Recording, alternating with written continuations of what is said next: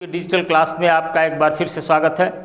आज हम लोग क्लास 12th बायोलॉजी के प्रीवियस ईयर एमसीक्यू क्वेश्चंस को देखेंगे, जो कि बहुत इम्पॉर्टेंट क्वेश्चंस हैं और मैक्सिमम चांसेज है उसमें से बहुत सारे क्वेश्चंस आपके एग्जामिनेशन में आए। तो let us start without any wastage of time. हम शुरू करते हैं क्वेश्चंस को। फर्स्ट क्वेश्चन क्या कर रहा है? कैपिटल कोशिका होती है। अब ये किस तरह की कोशिका होती है? अगुणित, द्विगुणित, त्रिगुणित और बहुगुणित। तो इसका एक्यूरेट आंसर क्या होगा? कैपिटल सेल्स द्विगुणित कोशिकाएं होती हैं, डिप्लॉयड होती है, 2n होता है कंडीशन इनका, जो कि कैपिटल सेल्स होते हैं।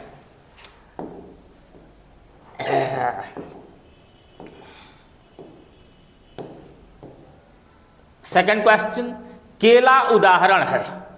अब केला क्या है? केला एक तरह का फ्रूट है। अब केले के पौधे कैसे डेवलप कराए जाते हैं, कैसे बढ़ते हैं? तो क्या ऑप्शन हमारे पास है? असंजनन, बहुभ्रूणता, अनिषेक फलन और अनिषेक जनन। ये चार ऑप्शंस हैं। तो इन चार ऑप्शंस में असंजनन नहीं है, बहुभ्रूणता का केस भी नहीं है, अनिषेक जनन नहीं है। ये अनिषेक फलन का उदाहरण है, जो कि केला के लिए हमारा सही ऑप्शन होगा। ओके, बहुत इंपॉर्टेंट क्वेश्चंस हैं। अब थर्ड क्वेश्चन, खमीर का उपयोग इनकी तैयारी में की जाती है। क्या बनाने में? दही बनाने में खमीर, चीज बनाने में, एसिटिक एसिड बनाने में, एथाइल अल्कोहल बनाने में। तो खमीर का यूज एथाइल अल्कोहल के प्रिपरेशन में किया जाता है। ये हमारा सही ऑप्शन होगा। यहाँ तो लैक्टोबैसिलस का केस है, दही बनना जो है, और चीज उसी का प्रोडक्ट है। एसिटिक एसिड सही एग्जाम्पल नहीं है। क्वेश्चन फोर्थ क्या पूछ रहा है? मादा मनुष्य के मासिक चक्र को प्रभावित करता है। क्या प्रभावित करता है? केवल LH, केवल एस्ट्रोजन, केवल FSH। अब हम इस ऑप्शंस में पा रहे हैं, चौथा ऑप्शन है LH, FSH तथा एंड्रोजन, तीनों। तो ये तीनों हार्मोन्स कलेक्टिवली रिस्पॉन्सिबल होते हैं मादा के मासिक चक्र को रेगुलेट करने के लिए। तो हम ऑप्शन 4 के साथ जा रहे हैं। LH lactonizing hormone, FSH follicle stimulating hormone, और इसके साथ ही साथ एंड्रोजन। नेक्स्ट क्वेश्चन, किस ग्रंथि का स्राव शुक्राणुओं को पोषित करता है? देखिए, न्यूट्रिशन देने की बात हो रही है। तो ऑप्शंस हमारे हैं सेमिनल वेसिकल, पेरिनियल ग्रंथि, प्रोस्टेट, दोनों B तथा C। अब इसमें हमारा करेक्ट आंसर क्या होगा? तो इसमें करेक्ट आंसर हमारा, इसके साथ हम जाएंगे कि ये इसमें दोनों B तथा C, प्रोस्टेट और पेरिनियल ग्रंथि, इन दोनों के जो सिक्रीशंस हैं, ये शुक्राणुओं को पोषित करते हैं, न्यूट्रिएंट्स देते हैं। ओके, नेक्स्ट क्वेश्चन 6, वाह्य निषेचन इनमें होता है। अब किसमें होता है वाह्य निषेचन? जेलीफिश पहला एग्जाम्पल है, सी स्टार दूसरा, सी दोनों A तथा B, और चौथा ऑप्शन है सरीसृप रेप्टाइल्स। तो हम जानते हैं कि मोस्टली जो फर्टिलाइजेशन है, निषेचन की प्रक्रिया जो होती है, वो दो तरह की होती है, बाह्य निषेचन और अंतः निषेचन। जब निषेचन मादा के शरीर के अंदर होता है तो वो अंतः निषेचन है, और जब निषेचन की प्रक्रिया मादा शरीर के बाहर होता है कहीं भी, तो उसको कहते हैं बाह्य निषेचन। तो क्या पूछा जा रहा है? बाह्य निषेचन, एक्सटर्नल फर्टिलाइजेशन। ये याद करना, एक्सटर्नल फर्टिलाइजेशन और इंटरनल फर्टिलाइजेशन। तो मोस्टली जितने भी हायर कैटेगरी के ऑर्गेनिजम्स हैं इन सब में इंटरनल फर्टिलाइजेशन है। जैसे ह्यूमन बीइंग का एग्जांपल अगर लेते हैं तो यहाँ इंटरनल फर्टिलाइजेशन होता है, बट लोअर ऑर्गेनिजम्स में इंटरनल फर्टिलाइजेशन होता है। तो रेप्टाइल्स लोअर ऑर्गेनिजम्स नहीं हैं। जेलीफिश और सी स्टार में एक्सटर्नल फर्टिलाइजेशन होता है। तो हम ऑप्शन सी के साथ जाएंगे, दोनों ए तथा बी। ठीक है, बिल्कुल थारोली क्वेश्चंस को देखिए और समझने का प्रयास करिए। क्वेश्चन नंबर 7 क्या पूछ रहा है? सिनर्जिड कोशिकाएं होती हैं। तो सिनर्जिड याद पड़ रहा है कहाँ है? ये कोशिकाएं होती हैं एम्ब्रियो सैक में, भ्रूण कोश में। और भ्रूण कोश के बारे में हम पढ़े हैं कि कैसा 7 सेल्ड 8 न्यूक्लिएटेड स्ट्रक्चर होता है। तो ये अगुणित होती है, त्रिगुणित होती है, द्विगुणित होती है, बहुगुणित होती है। तो हम किस ऑप्शन के साथ जानना चाहेंगे? कुछ दिमाग लगाओ, एम्ब्रियो सैक के स्ट्रक्चर को याद करो और सिनर्जिड याद पड़ रहा है? एक सेल के ऊपर ये 2 पोलर न्यूक्लियाई हैं और ये 3 एंटीपोडल सेल्स हैं। तो इस कंडीशन में सिनर्जिड जो होती हैं वो हैप्लॉयड होती हैं, सब की सब ये हैप्लॉयड होती हैं, एन होती है इस एम्ब्रियो सैक की कोशिकाएं। ठीक है, नेक्स्ट क्वेश्चन 8। स्वपरागण होता है, सेल्फ पॉलिनेशन होता है। जिटोनोगैमी, गिटोनोगैमी हिंदी में लिखा है, जेनोगैमी, क्लिस्टोगैमी, एचेस्मोगैमी। कौन सी कंडीशन है? तो हम जान रहे हैं कि 2 तरह के फ्लावर्स होते हैं। एक होता है क्लिस्टोगैमी की कंडीशन और दूसरा होता है चेस्मोगैमी। ये 2 कंडीशन होती है। क्लोज्ड बिल्कुल बंद फ्लावर होते हैं और चेस्मोगैमस जो होते हैं ओपन फ्लावर्स होते हैं। ये अभी समझ लो। इसी से हम कहते हैं ना कि एमसीक्यू के एक क्वेश्चन को सॉल्व करने में कई क्वेश्चंस के आंसर मिल जाते हैं। तो ओपन टाइप के फ्लावर्स होते हैं जहां पर कि सेल्फ पॉलिनेशन तो हो ही सकता है, सेल्फ भी हो सकता है, लेकिन इसके साथ साथ क्रॉस पॉलिनेशन भी बिल्कुल स्मूथली हो जाता है। इस केस में क्रॉस पॉलिनेशन पर परागण भी होता है। लेकिन क्लिस्टोगैमी की केस में सिर्फ और सिर्फ सेल्फ पॉलिनेशन होगा और जीनोगैमी और गिटोनोगैमी क्रॉस पॉलिनेशन के एग्जाम्पल्स हैं, कंडीशन से ज़्यादा डिटेल नहीं किया जाएगा। Next question 9। टेटनस द्वारा उत्पन्न विष प्रभावित करता है। अगर किसी को टेटनस हो जाता है तो उसमें जो पॉइजन प्रोड्यूस होता है उस बीमारी में, उस कंडीशन में, तो क्या करता है, किस पर इफेक्ट डालता है? ए स्वैच्छिक मांसपेशियां, अनैच्छिक वॉलंटरी एंड इनवॉलंटरी मसल्स, दोनों ए तथा बी, जबड़े की हड्डियों को। तो इसमें बेस्ट ऑप्शन क्या समझ में आ रहा है? टिटनेस के केस में जॉ लॉक भी होता है, लेकिन कलेक्टिवली क्या कर रहा है, स्वैच्छिक और अनैच्छिक मांसपेशियों दोनों पर वो इम्पैक्ट डालता है। जब टिटनेस का केस होता है तो हमारा ऑप्शन सी होगा, दोनों ए और बी।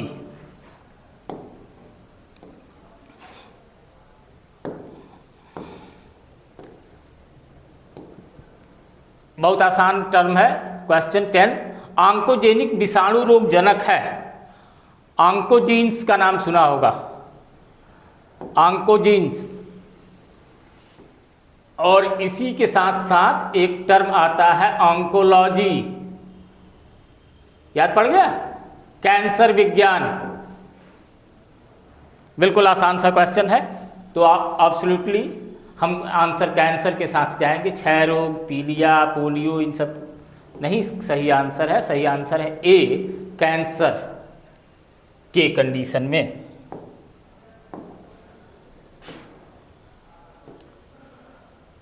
पौधों में तृणनाशी प्रतिरोधी जीन है। अब हम लोग बहुत फैमिलियर हैं। ऑप्शंस क्या दिया रहा? सीटी कोई मतलब नहीं है, बीटी, एचटी दोनों बी तथा सी। अब यहां पूछ रहा है तृणनाशी। तृण दैट इज द खरपतवार, वीडिसाइड्स। अब गेस कर पा रहे हो? हम लोग बीटी के बारे में बहुत सुने हैं, तो बीटी बैसिलस थ्यूरेजेंसिस का जो केस है, या बीटी कॉटन जो हमारा है, उस कंडीशन में क्या एग्जाम्पल आता है? वो इंसेक्टिसाइड था, वो इंसेक्टिसाइड है, कीटनाशी है, तृणनाशी नहीं है। तो हमारा इसमें सही ऑप्शन क्या है? HT gene. ये क्या है? तृणनाशी प्रतिरोधी जीन है।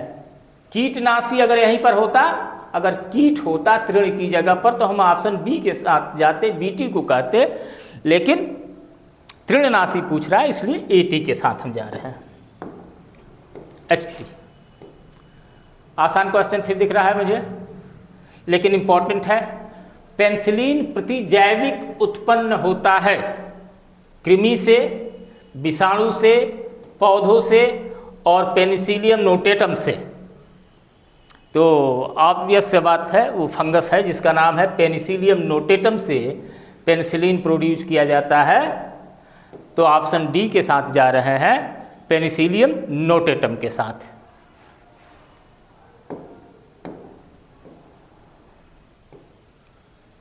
नेक्स्ट, जल क्रमक में अग्रगामी समुदाय का निर्माण करते हैं।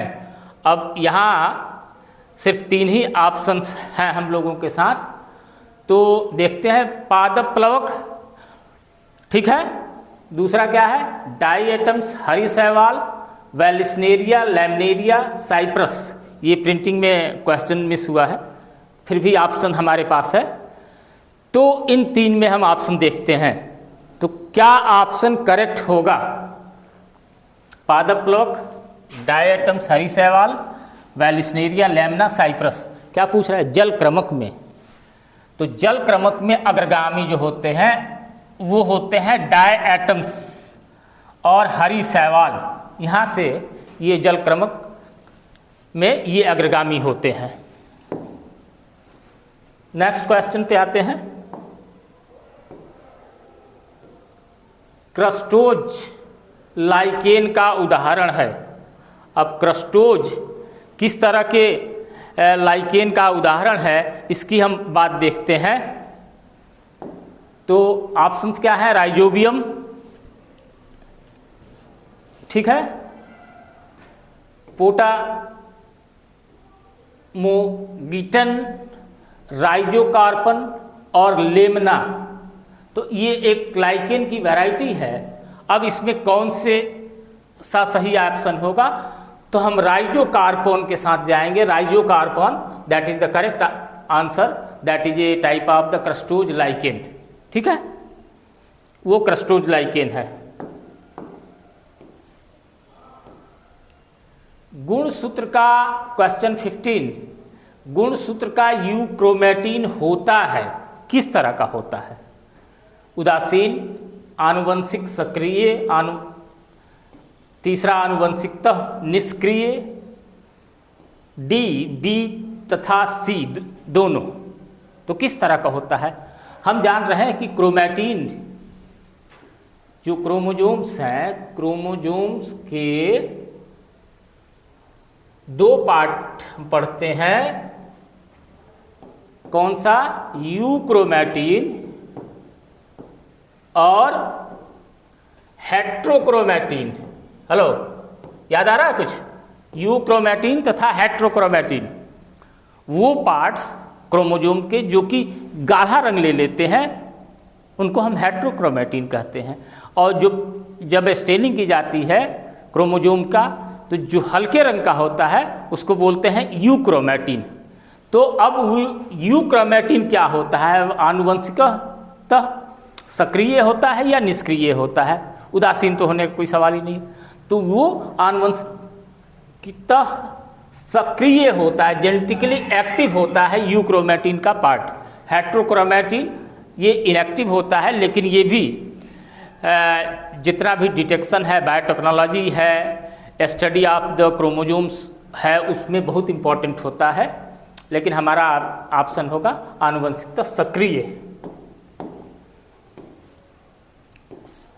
नेक्स्ट क्वेश्चन, संकर शक्ति निम्न में से किस घटना के कारण होती है? जो हाइब्रिड पोटेंसी कहते हैं, इसको हम हाइब्रिड पोटेंसी कहते हैं। तो अब आपको ऑप्शन समझ में आ जाना चाहिए। पोटेंसी, हाइब्रिड पोटेंसी किस कारण से होती है? तो हाइब्रिड पोटेंसी के कारण क्या है? देखिए, समयुग्मता, विमितय, विषम युग्मता और चिरास्मा। तो इन ऑप्शंस में क्या होना चाहिए? वो है ऑप्शन विषम युग्मता, हेट्रोगैमेटिक कंडीशन। जब हेट्रो होता है तभी क्या होता है? हाइब्रिड पोटेंसी डेवलप होती है। और ये हाइब्रिड वैरायटीज कॉमनली क्या मानी जाती हैं? अच्छी वैरायटीज होती हैं, ज़्यादा पोटेंसी होती है, ज़्यादा प्रोडक्टिविटी होती है इनमें।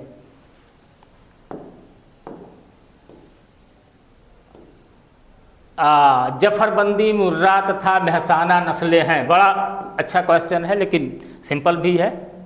तो ये नस्लें, ये डिफरेंट टाइप की ब्रीड्स हैं, जिनको हम ब्रीड्स बोलते हैं।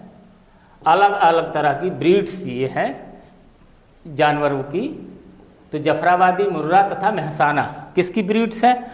तो ये भेड़, भैंस, भेड़, गाय, बकरी तो ये नस्लें हैं भैंस की। भैंस की ये अलग अलग ब्रीड्स हैं, जिनके नाम है मेहसाना, मुर्रा और जफराबादी। नेक्स्ट क्वेश्चन, मछलियों के फ्लोर में, आटे में जो उनके पाउडर बनाए जाते हैं, में प्रचुरता होती है किस चीज़ की? शर्करा की, सैकराइड्स, वसा की, फैट, प्रोटीन की, विटामिन्स की।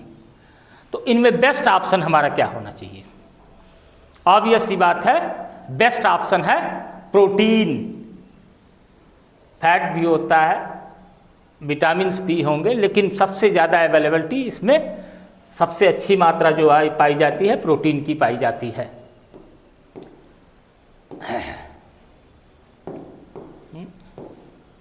ये डिस्टरबेंस,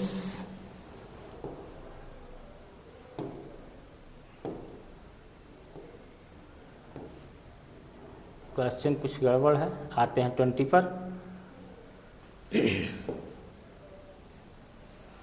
मर्केंसिया एक द्विगृही पौधा है तथा इसका यौन अंग विकसित होता है। मर्केंसिया थैलस, याद पड़ रहा है ना? तो द्विगृही मतलब that have the dual type of the दोहरा। इनका जो घर होता है ये टेरेस्ट्रियल भी हो सकते हैं, एक्वेटिक भी होते हैं। तो इनमें जो रिप्रोडक्टिव अंग है, सेक्सुअल ऑर्गन्स है, कहाँ होगा? थैलस पर होगा। थैलस तो जरूर है इसमें। आर्केगोनियोफोर, एंथ्रीडियोफोर, दोनों बी तथा सी। अब इसमें यौन अंग विकसित होता है। तो जब थैलस पर ये दोनों मेल और फीमेल थैलस अलग अलग होते हैं, जो मेल थैलस होता है एंथ्रीडियोफोर तथा फीमेल होगा आर्केनियोगोनियोफोर, तो सही आंसर जो हमारा होगा दोनों बी तथा सी पर ये इसके यौन अंग विकसित होते हैं।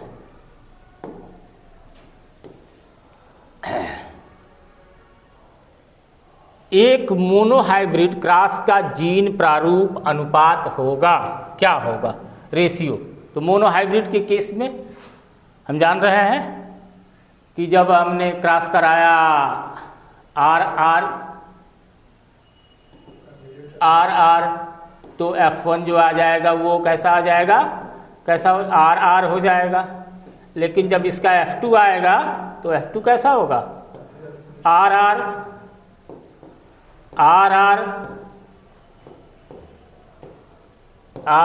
और RR। तो हमारा ऑप्शन क्या आएगा? सही आंसर 1:1। तो हम आंसर डी के साथ जाएंगे। 1:2:1 का आंसर इसमें सही होगा।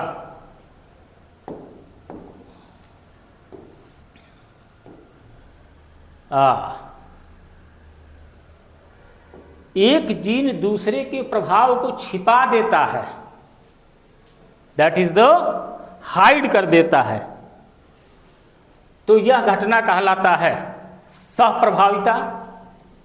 उत्परिवर्तन बिल्कुल नहीं, ये दोनों ऑप्शन सह मैंने दोनों का होना चाहिए। उत्परिवर्तन तो म्यूटेशन है, चेंज है, सडन चेंज है। प्रभाविता ये स्पेलिंग मिस्टेक लग रहा है, हम ऑप्शन 4 को सही मानते। प्रभाविता that is the condition of epistasis. Epistasis पढ़ा है जेनेटिक्स में, स्टेसिस, एक जीन दूसरे जीन के इम्पैक्ट को हाइड कर देता है, बिल्कुल सप्रेस कर देता है, वो कंडीशन हम कह रहे हैं क्या, दैट इज द प्रभाविता। ठीक है।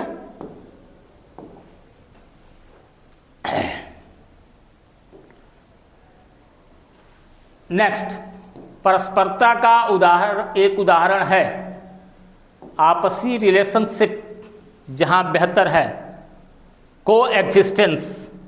याद करिए, that is the unique example in the living world. Riccia, Selaginella, Spirogyra, lichen. तो इन सब में बेस्ट क्या लग रहा है कि जहां पर परस्परता को रिलेशनशिप बड़ा अच्छा होता है, that is the option 4 D, lichen के कंडीशन में परस्परता का एक यूनिक एग्जाम्पल है इन चारों में।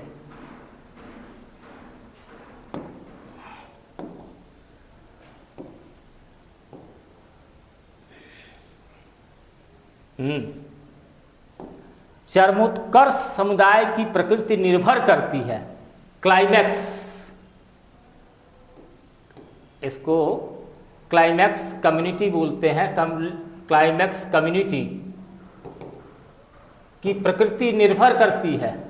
अब क्लाइमैक्स कम्युनिटी की प्रकृति, नेचर किस पर डिपेंड करता है? जलवायु पर, जल पर, मृदा की उर्वरता पर, तापमान पर। 4 ऑप्शंस दिए गए हैं। अब इन 4 ऑप्शंस में हमारा क्या सही होना चाहिए? ओवरऑल इन सब में जल that is A factor, soil, hydrophyte, temperature. तो इसमें सही ऑप्शन है जलवायु पर। Overall that depends on the climatic condition. क्या क्लाइमेटिक कंडीशन है उसके ऊपर ये निर्भर करता है। ठीक है।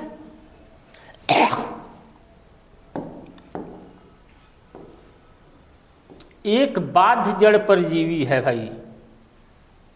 हेलो, आपने पैरासाइट्स पढ़ा होगा, हमें याद है, हमने डिस्कस किया था। बाध्य जड़ परजीवी है। परजीवी तो होते हैं, पैरासाइट्स हैं। तो पैरासाइट्स की 2 कैटेगरी होती है, एक बाध्य है, एक अबाध्य है। तो यहाँ शब्द दिया जा रहा है बाध्य, ये बाउंडेड है, that must should be obligate parasite. तो ऑप्शंस क्या है? अमरबेल, डिस्कम, रैफ्लेसिया, दोनों ए तथा सी। नो डाउट ए और सी दोनों पैरासाइट्स हैं, लेकिन यहाँ पर बाध्य पैरासाइट की अगर हम बात करें तो दैट इज द रैफ्लेसिया। और बाध्य में भी कौन सी? जड़ परजीवी है। अमरबेल जो है उसके एरियल पार्ट्स पर, प्लांट के ऊपरी तनों पर ये डेवलप होता है, लेकिन रैफ्लेसिया के एक किस तरह का है? बाध्य जड़ परजीवी है।